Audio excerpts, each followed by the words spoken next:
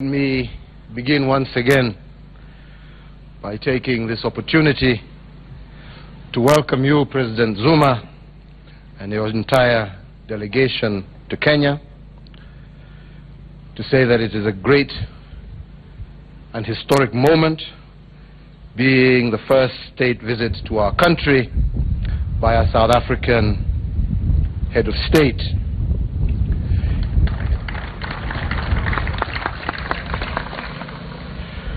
Indeed, Mr. President, my administration has looked forward to this moment for a long time, and indeed it is once again my pleasure to extend a warm welcome to you on behalf of the people of Kenya.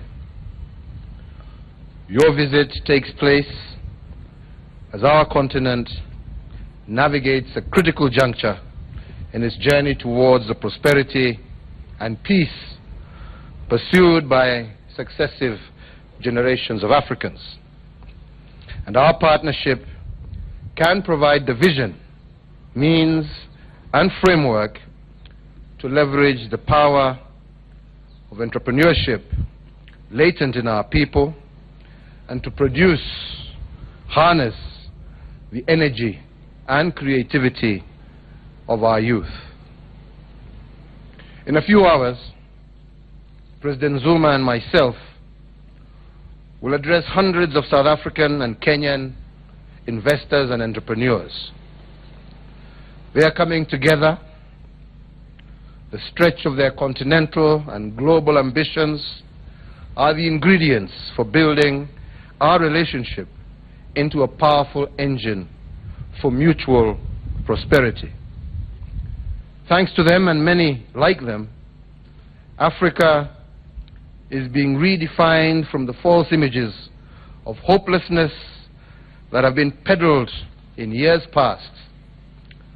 Today, the world sees in Africa a continent able to sustain growth despite global slowdown, a youthful population that harnessed promises decades of productivity, and African governments with an increased appetite and capability to collaborate and solve big challenges. South Africa and Kenya are important actors on the continental stage and carry particularly heavy responsibilities in helping shape the policies that drive the continent.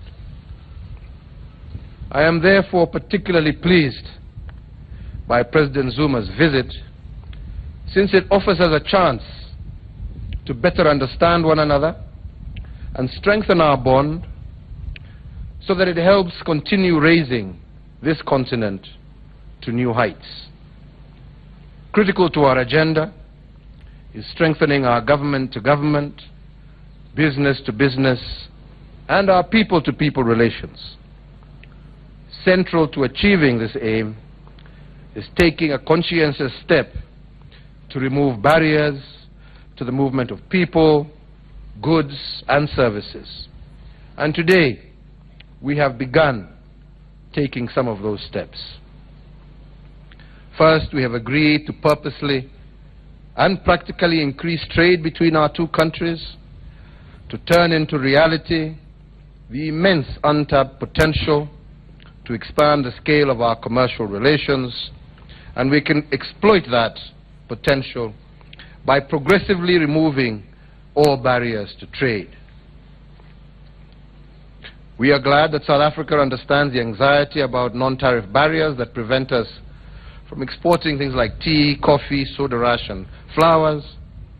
And Mr. President, I applaud your commitment to urgently looking at resolving these outstanding matters. We have also agreed to consider our request that Kenyan nationals, and we are grateful for that, be granted visa on arrival, and this is something that the South African government will look into, because this is a privilege that Kenya already extends to South African nationals coming to Kenya.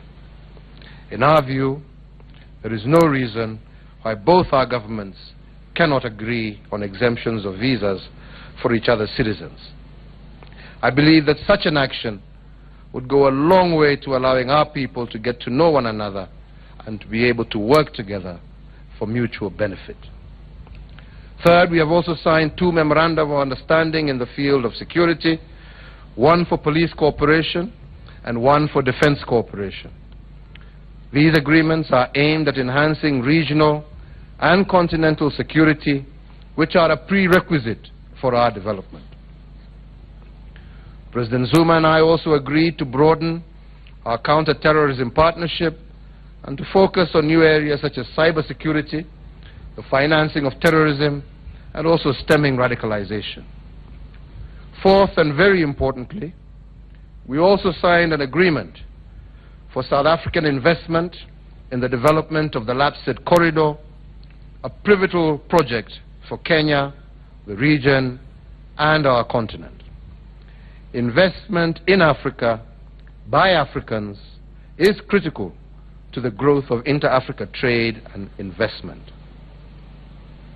Last but not least, we have agreed to expand our cooperation in different areas such as learning from each other's financial services sector, cooperation in technical and vocational training, and in this regard we have instructed our foreign affairs ministries to commence discussions to develop a special framework to deepen and enhance our cooperation further.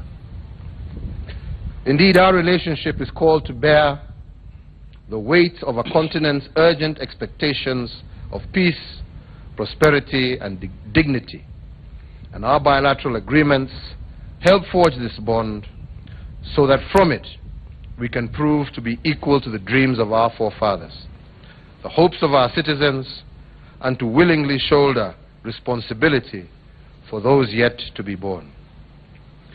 These very few and brief reflections, I would like to invite my dear brother and friend, President Zuma, to say a few words. Karibu.